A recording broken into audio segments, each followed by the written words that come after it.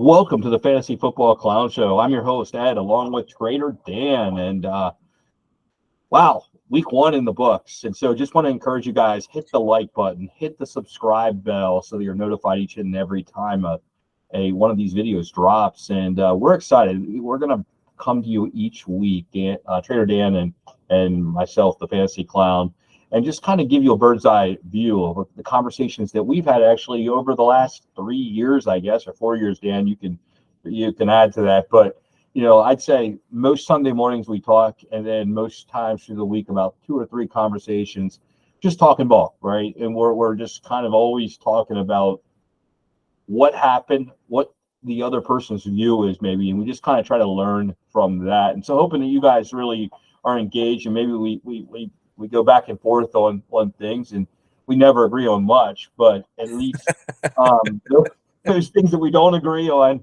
I think they make us better, though. I mean, we definitely play the game 2 different ways, right? But that, I think that's what makes it work so well, because you can play the game many different ways with many different strategies. But I think it's important to have one and have a plan and then execute on the plan, not just willy-nilly it. And so, I'll never forget. I made the trade last year right after Javonte got hurt. I traded Saquon for Javonte, and you said to me, Ed, well, you don't think that trade was going to be there in a week? Like, why did you have to trade on Monday? Like, why did you have to do it? And it was a really valuable lesson for me, because I was like, wow, I need to be more patient. And like, I want to be a patient player. I don't want to become impulsive and just willy-nilly just making stuff to do it. Like, what was I doing? It's just not the player I want to be. And so it was really eye-opening for me. And today, actually, it's getting better, right? The trade's getting better. Javonte's getting a little better, maybe not quite Saquon level, but after this week one, I don't know. Who do you want? Do you want Saquon or do you want Javonte? I'm still Saquon. Okay. He's a bell cow. I mean, you're a Giants fan, but no, I mean, and yeah. you're right. I'm just wondering, is it getting better? Is it getting closer? He played better than I thought. But you got to realize Saquon, he was just in a game that really didn't favor him at all. They went away from the rushing game way too early, got behind, and it was just not a good showing for Saquon. But I still think going forward, he's the bell cow for the Giants, and barring an injury, he'll have way more production than Javonte. Are you buying him then? Are you thinking? I mean, if that was the basement for Saquon, are you buying Saquon then? If the price is right, man, I'll buy anybody if the price is right. Well, that's what I'm saying. Right, is the price right? Is the market down on Saquon? I think a lot of Saquon owners know that it's a lot of boomer bust with him. Sometimes he gets them 28, 30 points, and you're like, yes, Saquon, thank God. And then there's times you just get a 10, and looking at his matchup against Arizona, he's going to bounce back. Daniel Jones will bounce back. Darren Waller should bounce back a little bit. So I think he's going to be all right. The Denver offense, they haven't looked good in 2 years, and I don't think they look much better Sunday. So, well, I mean, I did see the onside kick. I was like, wow, okay. So Sean Payton takes gambles. I do remember I was reminded that Sean Payton offense is always, he's not a truth teller. So I thought back to that. I'm like, you know what? I never knew who was going to be the guy.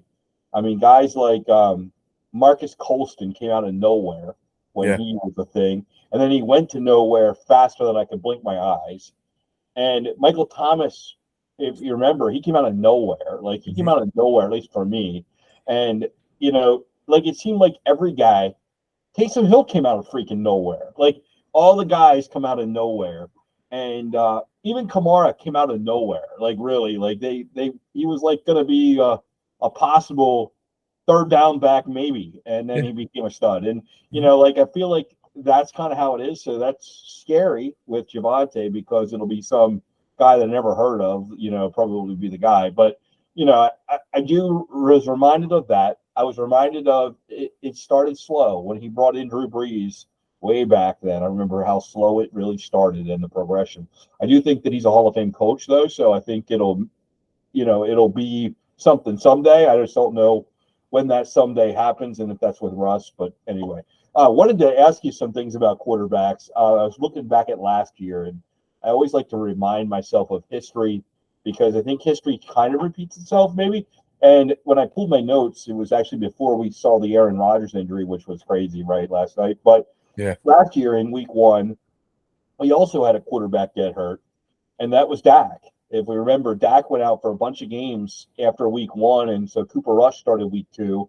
And so it feels about like last year, starting the season, we had Joe Flacco for Zach Wilson because he was hurt, and we had Jacoby Brissett for Watson because he was suspended. So we actually had we had 2 quarterbacks not starting in week 1. This year, we only had Kyler Murray out with an injury in week 1. So, and then in week 1, we had Dak get hurt, and this year we had Aaron Rodgers get hurt. So I feel like we're still, to get back to just last year's injury level, we're still one quarterback behind, if you will, to go. And then if we remember in week 2 last year, and I guess I was reminded of this, that was the game that Trey Lance got hurt. So, as we look here, at last year's, list, Jimmy Garoppolo came in week 3 as the next added. So we had Flacco, Brissett, Cooper Rush, and Jimmy G going into week 3 as quarterback. So I guess, it's going to really, and then it gets real exciting as we talk about that. So I guess I'm wondering, what do you think about quarterbacks, and are you feeling like we're going to have a repeat of the same thing? And are there quarterbacks that are playing that you're kind of like, ooh, maybe they're going to struggle to get their jobs? You can see real quick that, possibly Dobbs, Clayton Tune's knocking on that door. I can't see them relying too much more on Dobbs without at least throwing Clayton Tune out there. Agreed. They say it's Tannehill's team, but I mean, ooh, that was bad, wasn't it? That was bad. I mean, how do you how can you stand behind those words? You know what I mean? So yeah, I can see. I don't necessarily think you're going to see the pull the trigger that quick, as far as if the quarterback is healthy. But I do think the injuries are going to pile up. I mean, it's a rushing quarterback league. I mean, you just see a lot of these. Look at Anthony Richardson. I mean, he took a massive hit at the end of the game. He was, one more hit like that, and his season could be over just as quick. You're seeing a lot less in the pocket passers. You're seeing a lot more rushing quarterbacks. You're seeing a lot more quarterbacks take hits. With hits come injuries.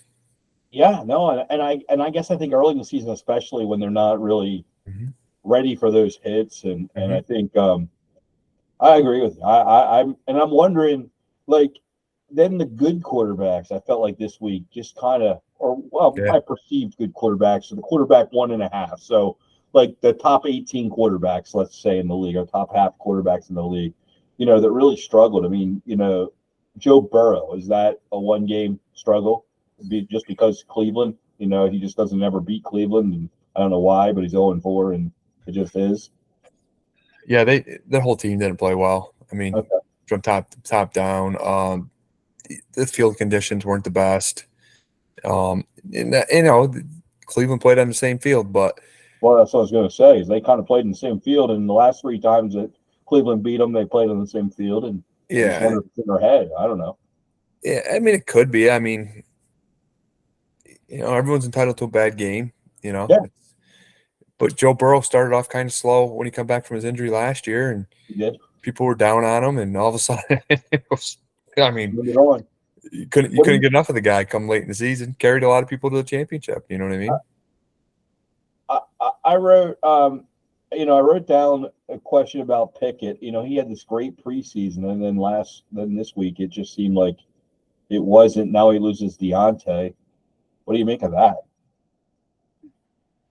San Francisco is the best defense in football. I mean, maybe the Cowboys are up there as well. I mean, they were pretty impressive too against the Giants, but that's a tough go around for Pickett in the first game.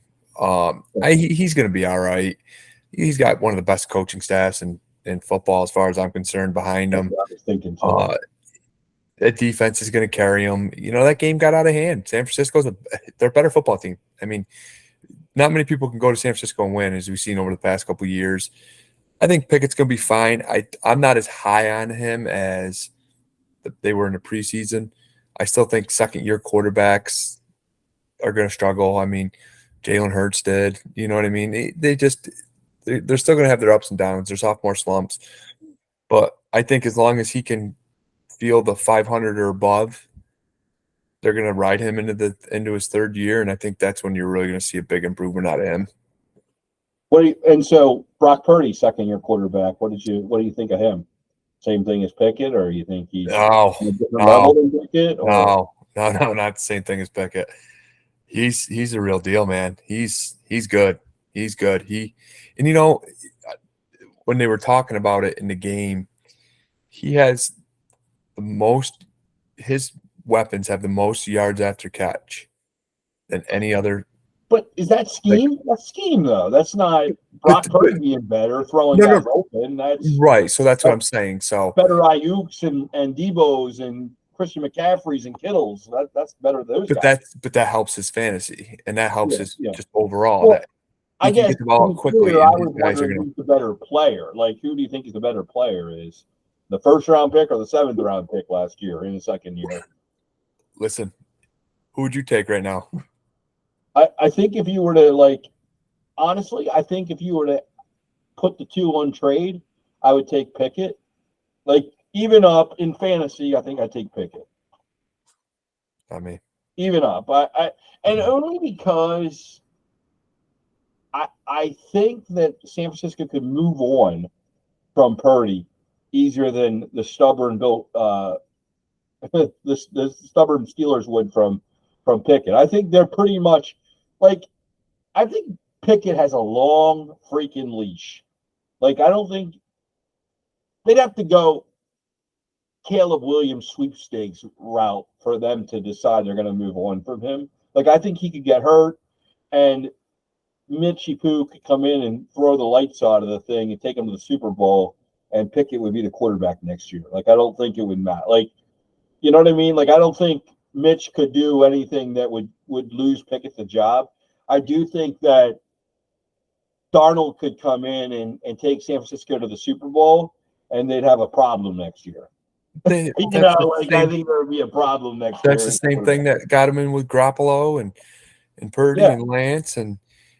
But the difference with Purdy is the team has vocally supported him. I mean, George Kittle has come out and this is our guy, and this is who I'm playing for. And once you have the he has the locker room really as a rookie. That's why I said that Lance would lose the job to him, is I thought he had the locker room. But I guess I think that winning championships has a way of changing the locker room's opinion, where I don't think that it would matter. The Steelers would not be like, yeah, let's go with Mitch. They're not doing that. Right. They're going to be like, no, Kenny's our guy. He just got hurt. He's our guy. It doesn't matter. Mitch was great. Thank you for your assistance. But I could just see Mike Tomlin being like, no, Kenny Pickett in his voice, saying, no, Kenny Pickett's our guy. And Allen Robinson, buckling in fear from Coach Tomlin, saying, yeah, okay, I'm just going to listen to Coach Tomlin because he might beat me up. I feel like he better play a little bit better than he played against San Francisco if you want to. Granted, but I don't.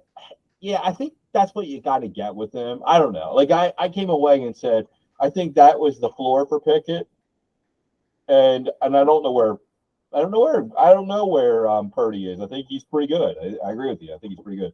Couple other guys, and I want to keep us moving though. But some guys that I thought didn't play well, and I just wonder, are they on the Cam Newton program? And you're going to laugh when I start to mention these three guys, but I'm wondering, two guys for sure. Josh Allen, Lamar Jackson. Cam Newton was an MVP, right? He was an MVP. And these two guys were like MVP types. I mean, they're good, but man, when they fall off, Cam Newton is like 32 now. You know what I mean? Like these guys are 3 years away from being Cam Newton, and 3 years ago, Cam Newton wasn't very good. So there we are. Like, does it fall off in the late 20s? I guess is my question. And man, Josh Allen was awful last night, right? Like he owned it well, but you can't just keep owning it well and throwing 4 interceptions. Like No, he looked awful. But Josh Allen's also had the most turnovers of all quarterbacks over the last 4 years. I mean, it's no secret he turns the ball over a lot. You know what I mean?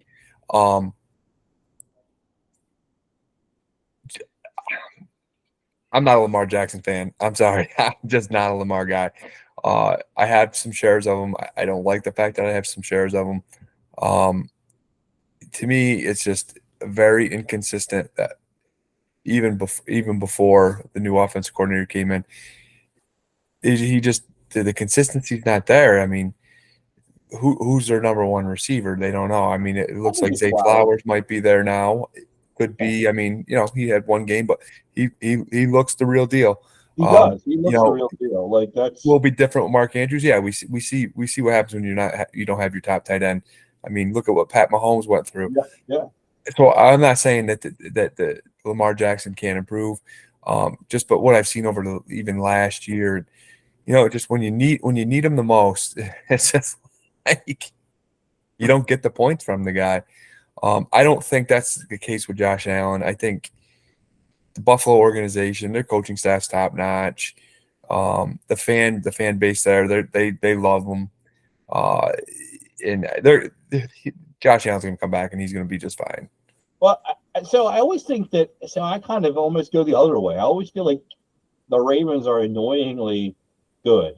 Like no matter how the hand that they get dealt, they always play it close to the vest. They always just next man up, almost to the Bill Belichick way, but they always seem to be in it at the end, and it comes down to a Tucker kick. Like I feel like in that Coach Harbaugh, he just manages it real good. Like he's top notch. I mean, I feel like they don't have a vocal fan base, but it's like they kind of always make the right moves. Like they don't overspend on stuff that doesn't work. I don't know. Like they don't. They just take. They may overspend on Lamar Jackson. Well, but they just take running backs off the street and they figure it out, and they're always there in the end. Like they never have they're never in the lottery for the draft. Like they're never in the lottery. Like they never. Well, look at their division. I mean, well, that's a hard division. I think. I feel like it's a hard division. Not like what Buffalo's going to be in. You know what I mean? I don't know. I think it's hard. I think it's. You don't think the Steelers can come out? I mean, they played awful that game, but I think that they're going to play the division opponents tough. I think. Well, they always are. They got that midseason, that cold weather. Yeah, I don't. Obviously, the 1-0 Cleveland Browns aren't a freaking pushover, and I don't think that the Bengals are better than 0-1. And yeah, like I thought that the supposedly bad Baltimore defense looked pretty freaking good to me. So like I'm like thinking all 4 of them might be the best division in football. Like I actually think really. Yeah, I kind of think. I don't know. I wouldn't be shocked to see 2 wild card teams come out of that division. Yeah, I'd be shocked. I'd be shocked. I mean, I guess out west there's the Chargers. I feel like they're good, but they lost now. So who knows? You got Dolphins, Jets, and Buffalo, who I feel could all.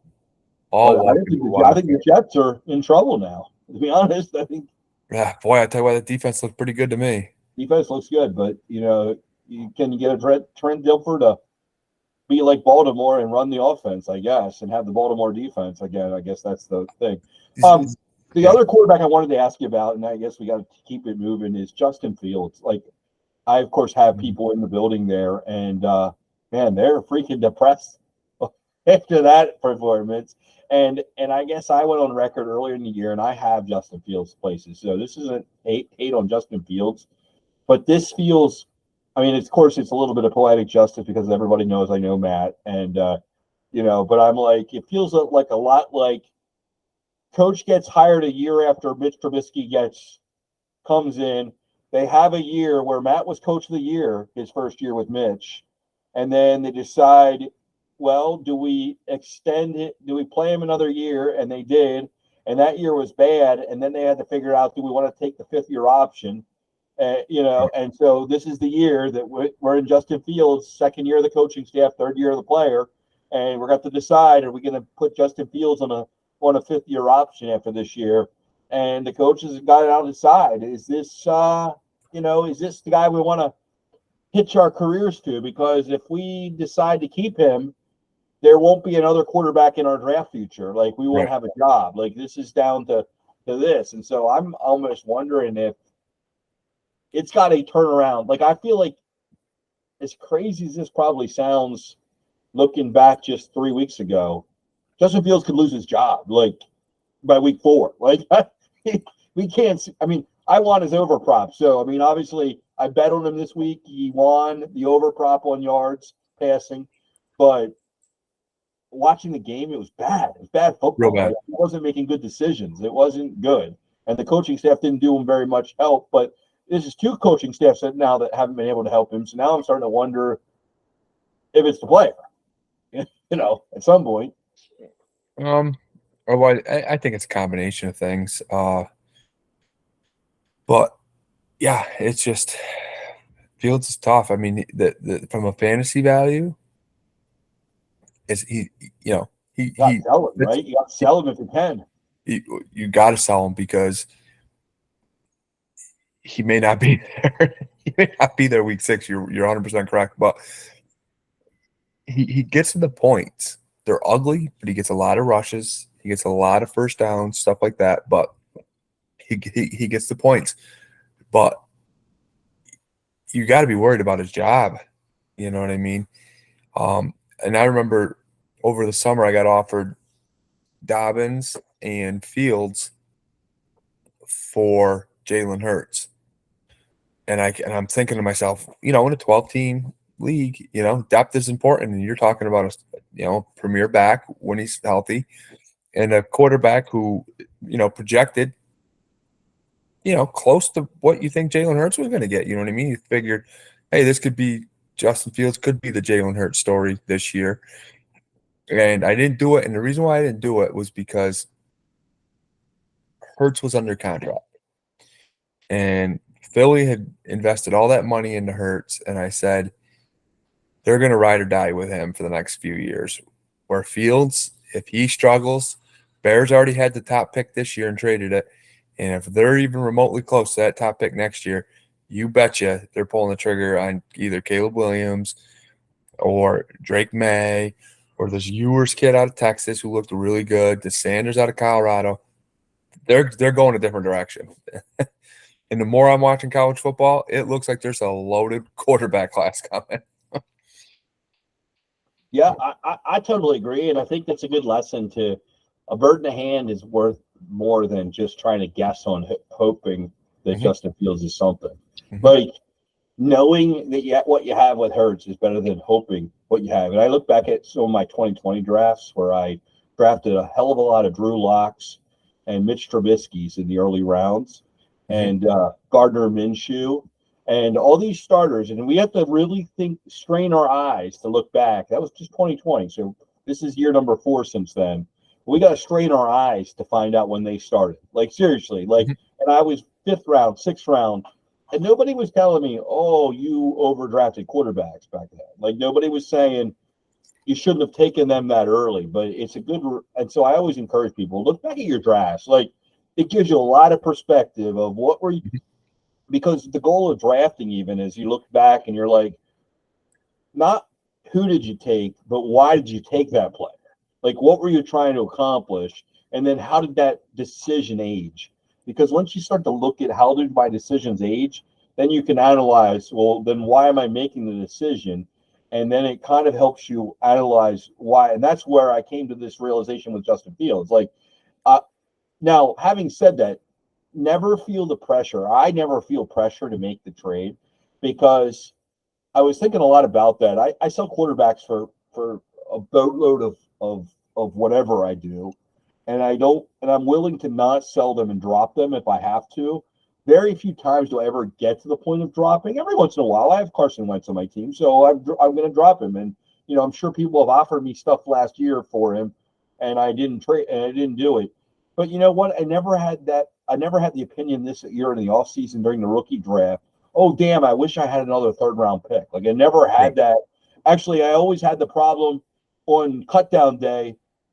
I had to drop DJ Chark because I had too many players and he didn't go to the IR in time for me to start Bijan. Like, it was more that problem. And Jahmyr Gibbs. Like, I had more of that problem in my life. So when somebody offered me a third round pick today for Gus Edwards and it was giving me that, I can't believe you're not going to make the trade.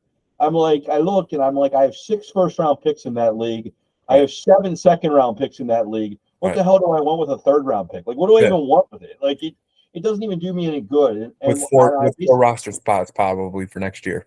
And I said, I mean, he got mad when I said I want Mooney for it because I at least thought my receivers are like Paris Campbell or some shenanigans, and they're basically placeholders. And I'm like, at least if I have Mooney, he's a wide receiver too, and I can at least justify. Otherwise, how about this? I'll just have Gus Edwards, and he'll be a thing until he's not a thing. And then if I drop him, it's okay. Like, it didn't matter to me. But what I know is that owner is driven crazy because Gus Edwards is just sitting on my bench collecting dust. And every time he sees him on my bench collecting dust, he gets madder by the minute. And at some point, he'll do one of a couple things. He'll crack. He'll go ballistic. He'll finally just offer me something that's ridiculously high, or like something will happen. And I have to be really kind of be coy and patient through the process. And I think that's what it is. Like, I had somebody else ask me, "What do you want for Zach Wilson today?" And I was thinking in my head, nothing, because I want to see how everything all pans out. Right. But he like forced me. What do you want? What do you want? And so I got pissed off and I said, I want 2 first round picks. And I knew what he was going to say. I knew it was like this outlandish thing. I knew it. But the point was, I don't really want to trade him. He gives me 5 quarterbacks, and some people will say, oh, that's a lot with a superflex. But it's not really. Right. Because what I'm trying to do is I have Clayton Tune in my taxi. If everything goes the right way, I can have about 9 starting quarterbacks here in about 3 weeks. Yeah. And then the bye weeks hit. And then the question is, what's Zach Wilson worth? Right. And so it's more of a play of the game a little bit. And I think that's what I guess I'd love to share with people, that sometimes it's not really what are you going to get for him today, because that's easy, right? It's more about the mental anguish of people staring and losing their minds when they don't have players to put in positions. Like, that's when the mistakes will start to happen.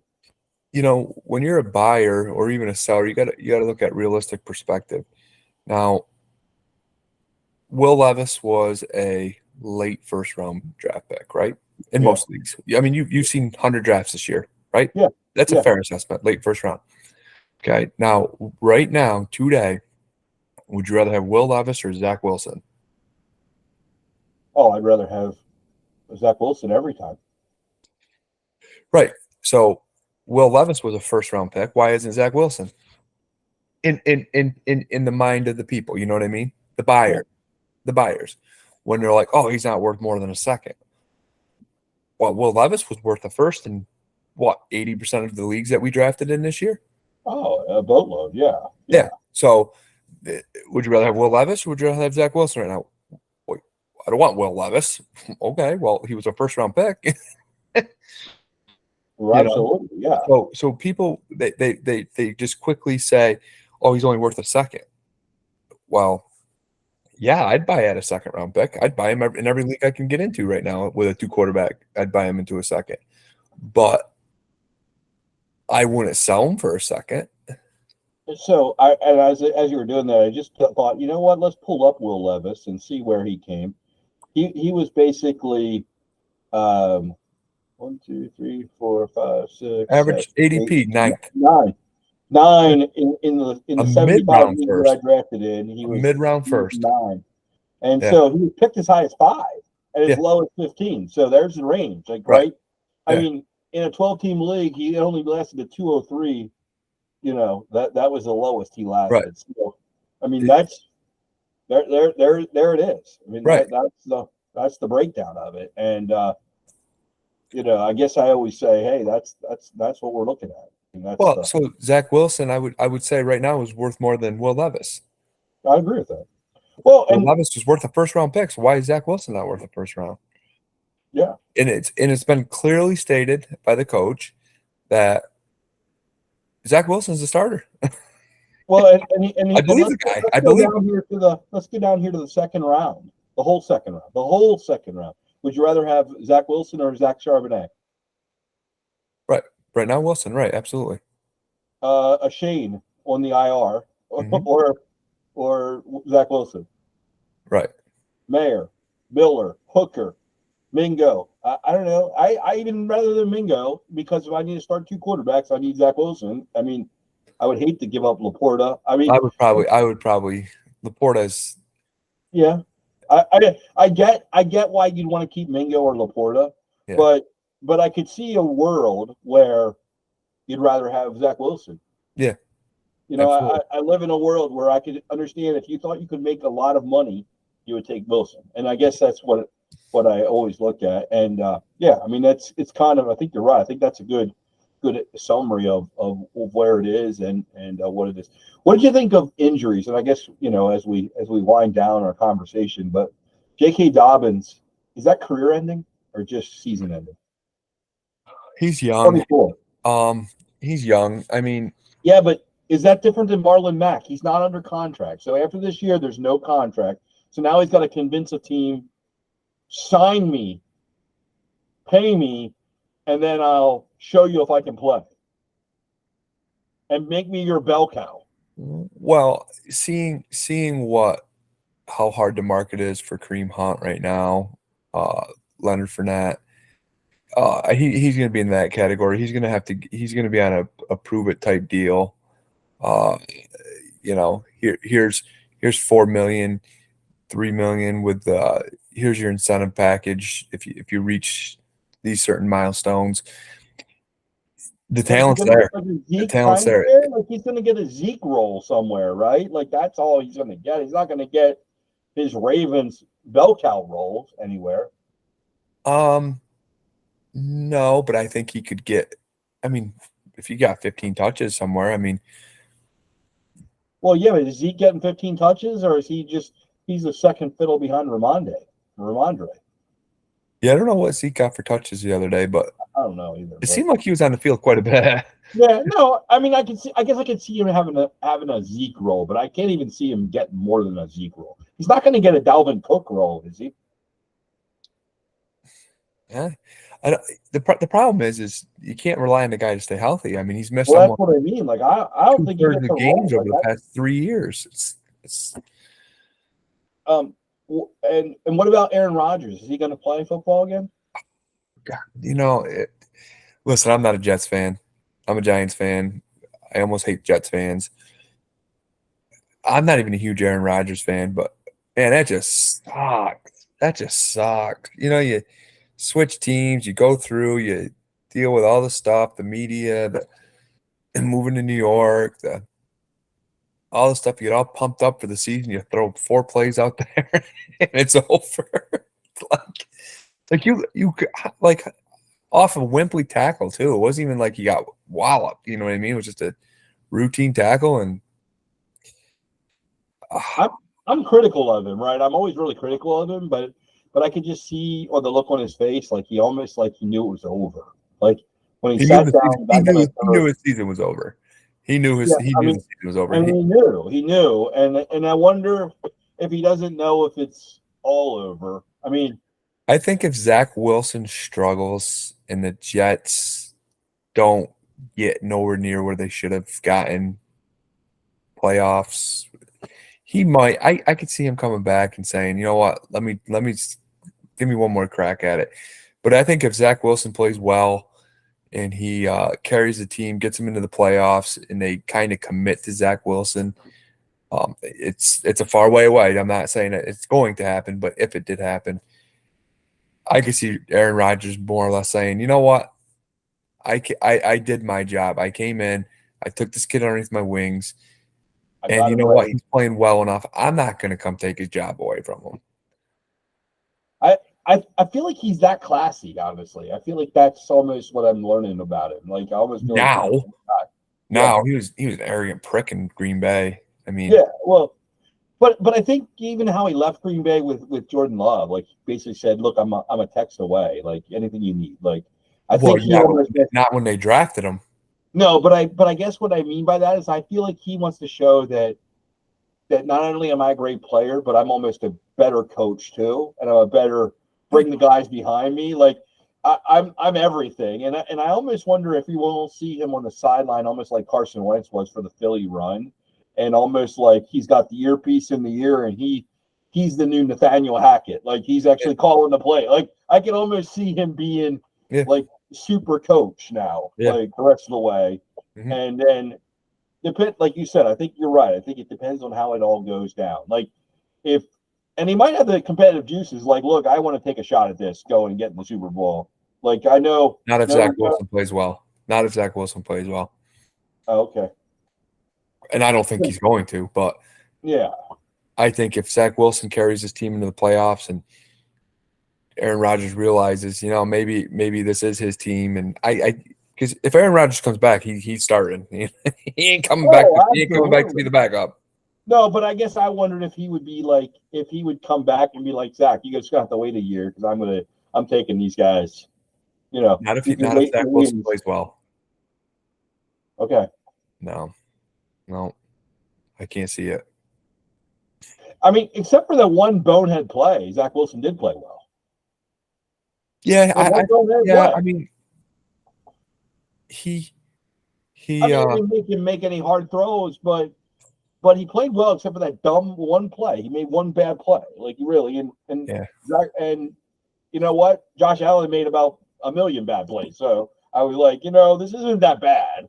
And I mean, Garrett Wilson made an ungodly catch for him. That didn't hurt, but anyway, yeah. Aaron Jones hurt. Is he okay? Is he coming back? Is there anything to the Eckler injury? There's two running backs that I'm hearing things about. Or anything going on? I haven't really heard anything that was.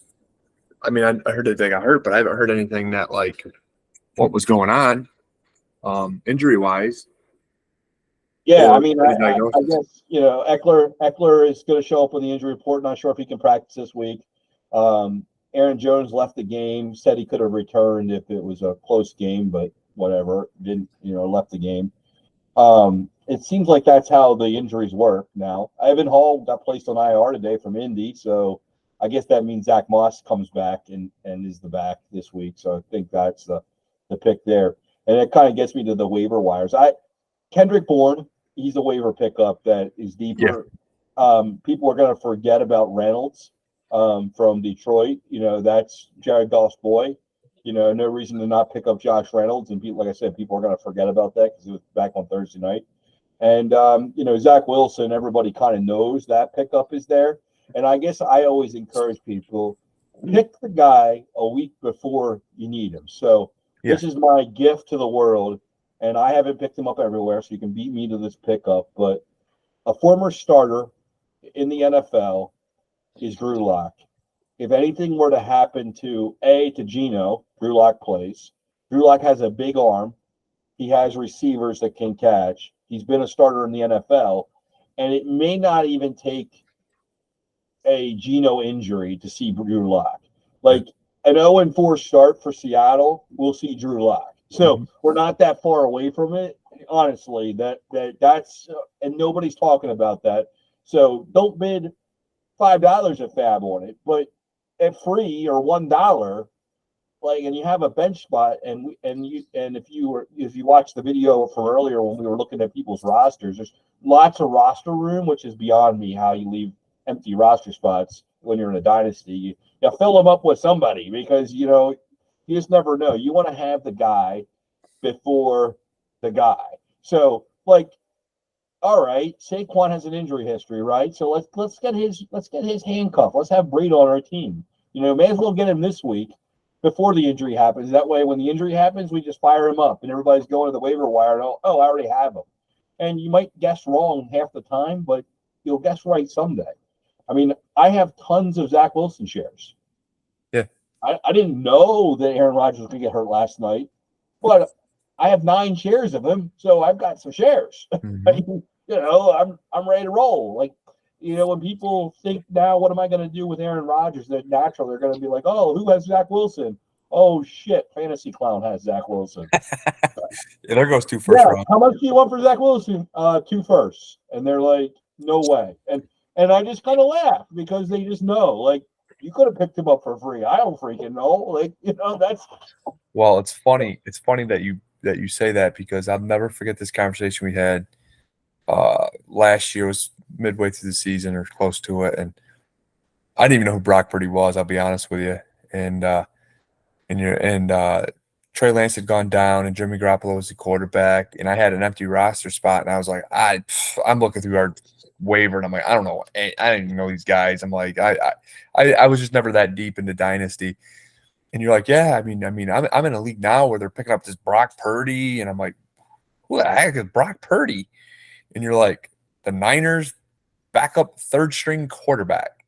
And I was like, oh yeah? And you're like, yeah, it was Mr. Irrelevant. And I'm like, yeah, that sounds like a good guy. I'm gonna go pick him up, throw him on my roster. And how did that work out for you? Wow. Wow. I mean, right? It was free, right? And like it's really fun when you go back and you look at the $0 bid. A month ahead of everybody else. But was I happy I have him? Because in a 2-quarterback league, you pick up a starting quarterback his caliber for $0. And it propels you from a losing team to a winning team really quick. It's not always quarterbacks, but here's another thing, another nugget. And if you're in a league with me, redraft included, you probably won't get this guy because I already have him. But Tajay Spears, got 34 snaps. Yeah, Derrick Henry got 30 snaps. Right. Derrick Henry is at the age. I'm not wishing it upon him, but he's at the age where an injury could happen. Maybe. Right. I don't know. They could decide we're not going to play football with Tannehill anymore. We're going to go to the future. Tajay Spears maybe doesn't have cartilage in his knee or whatever the heck is missing there, but the dude is a baller. Like, he makes a lot out of a little. Like, he's a stud. And so you want to have every stud you can possibly have because nobody knew about Isaiah Pacheco last year at week 1. Right. There's somebody on that waiver wire that's going to be a starter. So go get those guys. Like, get them now. Like, don't let Tajay Spears sit anywhere. And I laughingly, I know everybody, kind of a trade I made, and I know people were kind of chuckling about it. I traded T. Higgins in a redraft away and got Drake London and Tajay Spears back. And everybody probably were like, oh, you must not like T. Higgins and you must like Drake London. That was kind of an irrelevant part of that thing for me. They both had zeros this week. They both had zeros, and that was kind of the joke in the league. They're like, oh, I've never seen a big receiver trade that both had 0, And I was kind of like chuckling. The only reason I made the trade, honestly, was Tajay Spears. Like, I was trying to get him slickly in that trade so that I basically got Tajay Spears and nobody knew exactly what I was doing. Like, in my mind, I basically got Tajay Spears for free. Yeah, I gave up Joe Burrow, offensive number 2 receiver, for a number 1 receiver in an inept offense that can't score. So we call that a wash. Concerns me about Tajay is of the 34 Spears is my free bonus child, and so that's what made the whole deal work for me in a redraft. And when you're doing a 2-for-1 in a redraft, right now you got to have a plan.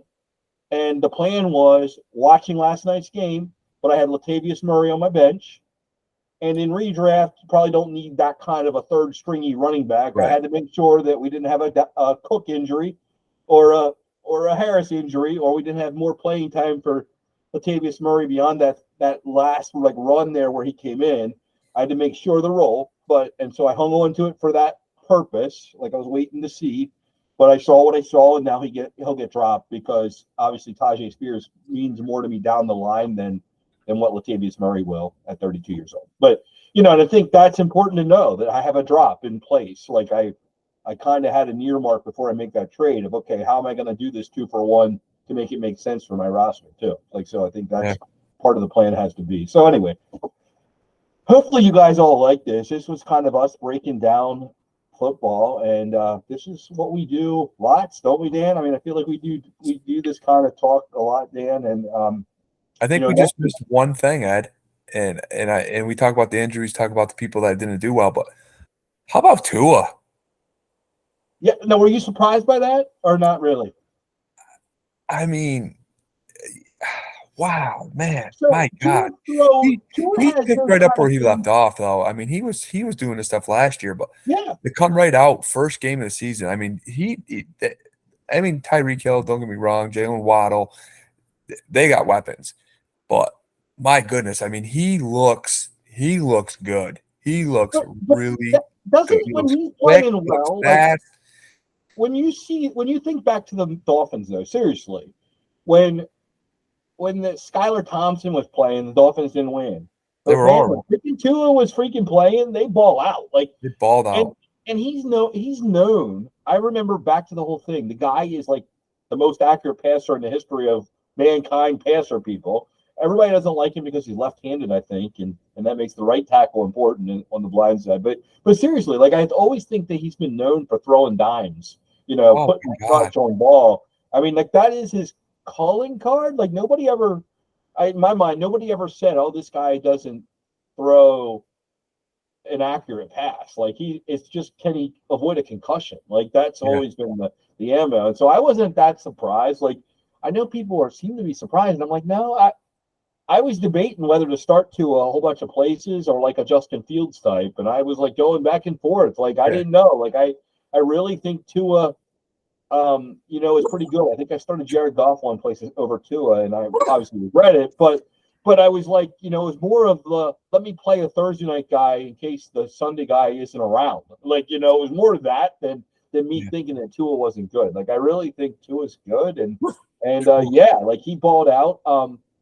But Bijan balled out, and I was impressed with Brees Hall. I mean, geez, I mean, Oof. averaging early in the game Oof. 50 yards a carry. Like the dude was. Oof. I mean, if Dalvin Cook hasn't lost a step, then Brees Hall was in overdrive. Like the dude was like just He's playing elusive. better than He other is. people. Boy, is he fun to watch. God, And he is and, fun to and watch. even James Cook was balling last night, Yeah. right? Like he was hitting holes, and I mean, I felt like, damn, that's. What did you think of? I mean, I'm afraid to ask this question now that we're talking about running backs. You guys will all laugh at me, but Cam Akers, like, is this the same? Like, but last year this happened. Remember, he started He's in a Darrell dog. Henderson some shit. Like, Here's 20 what? carries, but when we get to the end zone, we're gonna get his carry. Well, no, but it just sounded like he gave him a whole bunch of carries then this game. But remember last year how Darrell Henderson got all the burn and nobody knew that was coming. Like, it's almost like his ammo. Like, I almost wonder if he doesn't do this to be smarter than everybody else.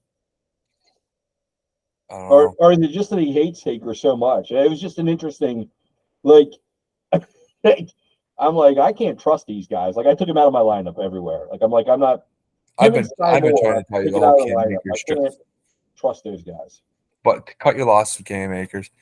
But I can't. another running back I was really impressed with who really, really did well was Algier. I mean, Well, I heard the conversation with Arthur Smith, and he's like, now he didn't say he was talking about Cordell being the Joker, and then he was inactive. And I've heard that maybe he's all done, like like he might be all done, like career wise, yeah, might be done. wow. But they like Algier. Like I guess they Oh my want to go with all goodness. that. Like there's enough carries for Algier to Yeah, have 200 carries and 300 for.